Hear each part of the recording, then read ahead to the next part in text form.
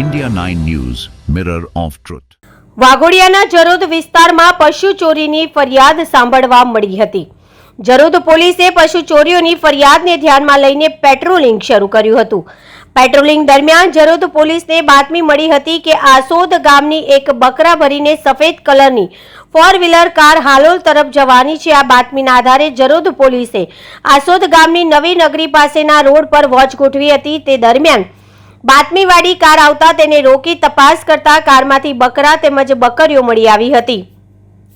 કારમાં બેઠેલા 3 ઈસમોને પૂછપરછ કરતા બકરા બકરી આસોદ ગામમાંથી ચોરી કરેલ છે તેઓ પોલીસને જણાવ્યું હતું, જેથી જરોદ પોલીસે ત્રણેયની ધરપકડ કરી હતી। પોલીસના હાથે ઝડપાયેલા ઈસમ પરમાર હસમુખભાઈ રહેવાસી દિવાળીપુરા વડોદરા, રાજ ઉર્ફે રાજલો તળપદા રહેવાસી નડિયાદ જિલ્લો ખેડા, મુકુંદભાઈ ભૈજી તળપદા રહેવાસી નડિયાદ જિલ્લો ખેડા।